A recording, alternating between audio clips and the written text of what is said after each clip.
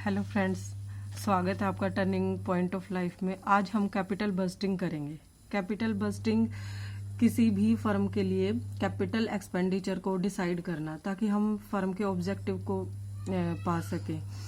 हम generally business में दो तरह से एक्सपेंडिचर करते हैं। कैपेक्स कैपिटल एक्सपेंडिचर होते हैं, दूसरा रिवेन्यू एक्सपेंडिचर। कैपिटल जिसका टर्नओवर या जिसकी इनकम हमें एक साल से ज्यादा के अंदर मिले, और रिवेन्यू जो हमारे day to day operating expenses होते हैं।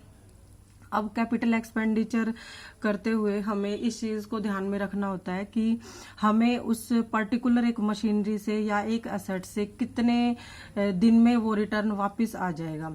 एक साल में आएगा, उसके बाद आएगा। एक साल से कम है तो वो ऑटोमेटिकली रिवेन्यू हो जाएगा, और एक साल से अगर ज्यादा है तो हम उसको कैपिटल एक्सपेंडिचर में लेते हैं। इसी को कैपिटल बस्टिंग कहते हैं। आप किसी भी एक एसेट्स पे, मशीनरी पे जब बिजनेस में इन्वेस्ट करते हो कुछ बड़ा, जिसका टर्नओवर हमें ग्रेजुअली मिले, एक साल मिले, 2 साल, 3 साल, इसी से उसकी एक लाइफ डिसाइड होती है कि वो कितने दिन तक हमें टर्नओवर देगा।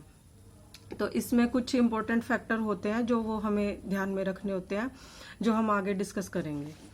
जैसे फर्स्ट ऑफ ऑल हमें देखना पड़ेगा कि नेट इन्वेस्टमेंट आउटले हम कितना खर्च करेंगे।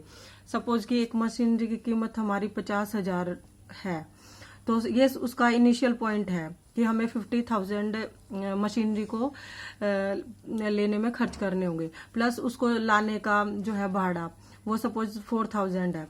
फिर हमें ऑक्ट्रॉय वगैरह चुंगी देनी होती है, या उसका इंस्टॉलमेंट चार्जेस होता है। सपोज कि वो फिर से 6,000 हो गई, तो उसकी टोटल कॉस्ट हम 60,000 लेंगे, ना कि 50,000।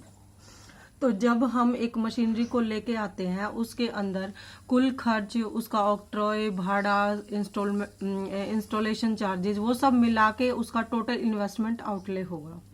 दूसरा हमें ये ध्यान रखना होता है कि रिप्लेसमेंट कॉस्ट। जैसे आपके पास कोई पहले से ऑलरेडी एक मशीनरी है और आप उसको बेचकर कोई नई मशीनरी लेके आते हैं, तो हम उसकी जो पुरानी मशीनरी की वैल्यू होगी, यानी कि साल्वेज वैल्यू बोलते हैं इसे, तो हमें उसको उसमें लेस करना पड़ता है। जैसे आप नई 1 लाख रुपए की लेके आते हैं, आपके पास कोई ओल्ड रखी हुई थी, आप उसको 4 में, 5 में या 6 में, जितने में भी बेचते हैं, तो वो उसमें से हम लेस करके नेट कॉस्ट लेस करके दिखाते हैं।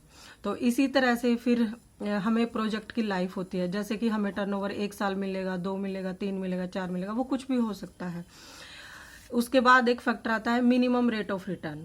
मिनिमम रेट क्या होता है कि आप किसी भी अमाउंट को इन्वेस्ट करते हैं तो उससे कम पर आप उसको इन्वेस्ट नहीं करोगे। जैसे 20,000 है, अब इसका जैसे मैं इसको 12% पे या 10% पे इन्वेस्ट, कोई भी आप अपनी तरफ से बिजनेस में डिसाइड कर सकते हैं, तो मैं इसको 12 से या 10 से नीचे नहीं इन्वेस्ट करूंगी। उससे अच्छा मैं इसको अपने पास रखना पसंद करूंगी। तो ये एक मिनिमम रेट होती है जो कि हम उतना चाहते ही हैं कि हमें उतना मिले। इसके बाद एक पॉइंट आता है अपॉर्चुनिटी कॉस्ट। इसको तो हम बहुत अच्छे तरीके से जानते ही हैं कि अवसर लागत। जैसे कि आपके पास 20,000 रुपीज है और आप उसको 12% पर ना इन्वेस्ट करके कोई मशीनरी खरीदेंगे, तो इसकी अपॉर्चुनिटी कॉस्ट जो है 20,000 इंटू 12 अपॉन 100 2400 होगी। तो अगर हम इसको इन्वेस्ट ना करके कोई मशीनरी खरीदे, तो उस मशीनरी की अपॉर्चुनिटी कॉस्ट 2400 होगी। इसका मतलब ये कि आप पर्टिकुलर, आपके पास 2 ऑप्शन है, ये और ये, आप ये ना करके यहाँ जाते हैं, तो इसकी जो कॉस्ट आएगी आप उसको अपॉर्चुनिटी कॉस्ट बोलेंगे। सपोज कि मैं एक टीचर हूँ, मैं किसी कॉलेज में ना पढ़ा के घर से ऑनलाइन क्लास लेती हूँ, तो अगर कॉलेज में मुझे 50,000 या 60 या 20 जो भी मिलता है, वो मेरी अपॉर्चुनिटी कॉस्ट होगी यूट्यूबर बनने के लिए। 6 पॉइंट है हमारा अवेलेबल फंड। अवेलेबल फंड का मतलब ये होता है कि अगर आप कोई भी चीज, कोई भी कैपेक्स कर रहे हो, तो आपको सबसे पहले अपने पास फंड देखने होंगे कि फंड आपके पास कितने हैं। अगर आपको वो बाहर से लेना पड़ रहा है तो आपको क्या कॉस्ट पड़ेगी, और वो मशीनरी जो हम लेके आ रहे हैं वो उसको सेट ऑफ कर देगी या नहीं करेगी। अगर नहीं करेगी तो आपके पास बर्डन बढ़ेगा, तो अल्टीमेटली आपको लॉस होगा। तो हमें ये चीज़ देखनी पड़ेगी कि कोई भी कैपेक्स कैपिटल एक्सपेंडिचर करते हुए हमारे पास प्रॉपर पैसा है नहीं है, बाहर से लेना है, क्या रेट होगा, वो सब चीज़ें हमें कैलकुलेट करनी पड़ेगी। 7th पॉइंट है रिटर्न ऑन इन्वेस्टमेंट, ROI जिसको हम बोलते हैं, या एवरेज रेट ऑफ रिटर्न भी बोलते हैं इसको। तो इसको हम दो तरीके से कैलकुलेट करते हैं। एक तो स्टार्टिंग में हमारा इनिशियल इन्वेस्टमेंट पे, ये एक जस्ट लाइक ये है कि हम जैसे कोई भी चीज इन्वेस्ट कर रहे हैं उसके ऊपर हमें कितना रिटर्न मिलेगा, उस टाइप की कैलकुलेशन हो गई ROI। तो जैसे स्टार्टिंग में हम लेते हैं कि कोई भी हमें इनकम हुई है आफ्टर डेप्रिशिएशन और टैक्स और अपॉन इनिशियल इन्वेस्टमेंट इनटू 100, ये इसका एक बेसिक सा फॉर्मूला है।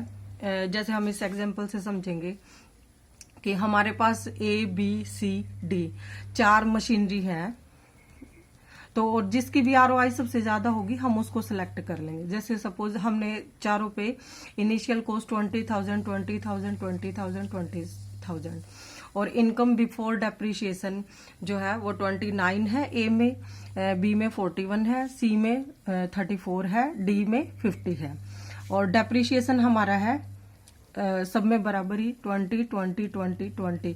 अभी हम इसमें वो नहीं देख रहे हैं कि हमारी जो है इनकम वो ईयर बाय ईयर फ्लक्चुएट हो रही है, उसके लिए एक अलग से मेथड है क्यूमुलेटिव अर्निंग वाला। अभी ये सिंपल तरीके से ही करेंगे। तो हम इसमें इनकम आफ्टर डेप निकालेंगे। तो इसमें से जो है हम क्या करेंगे, इनकम में से डेप्रिशिएशन को लेस कर देंगे। जैसे 29 में से 20 लेस कर दिया, 41 में से 20 लेस कर दिया, ये ऐसे लेस करके हमारे पास इनकम आफ्टर डेप्रिशिएशन आ जाएगी। अब सपोज इसमें टैक्स जो है हमारा परसेंटेज वो नील है, क्योंकि उसके लिए अलग से एडजस्टमेंट करनी पड़ेगी।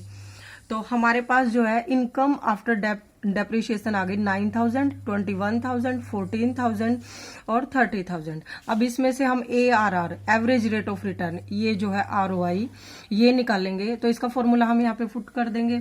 जैसे income after depreciation and tax हमारा 9,000 है, 20,000 हमारा ये जो है इनिशियल कॉस्ट आ गई इनटू 100। तो इसमें आ गया 45% A में, और B में 105% आ गया, C में 70 आ गया, D में 150% आ गया। ऐसे ही हमने फॉर्मूले से ABCD मशीनरी की एवरेज रेट ऑफ रिटर्न निकाल ली या रिटर्न ऑन इन्वेस्टमेंट निकाल लिया। तो अब इसमें से हमें ये देखना है कि हम किसको सेलेक्ट करें। ऑब्वियस सी बात है कि जिसकी ROI average rate of return ज्यादा होगी हम उस मशीनरी को चूज करेंगे, क्योंकि ये हमें सबसे ज्यादा रिटर्न दे रही है। तो हम D को सिलेक्ट कर लेंगे। ये एक सिंपल सा तरीका है ROI कैलकुलेट करने का। तो हमें जिस भी प्रोजेक्ट है, सपोज हमारे पास ऑप्शंस हैं और किसी भी ऑप्शन को सिलेक्ट करना है, तो हम वो देखेंगे जिसमें ROI सबसे ज्यादा होगा। तो फिर उसके बाद हमारे पास कैपिटल बजटिंग टेक्निक आती है। जैसे काफी सारी टेक्निक है, पे बैक पीरियड मेथड है, NPV मेथड है, time adjusted rate return method है, या ROI मेथड हो गया एवरेज रेट ऑफ रिटर्न जो हमने पहले बताया। हम इसको 1 by 1 डिस्कस करेंगे। हम इसको अगले वीडियो में डिस्कस करेंगे। Thank you.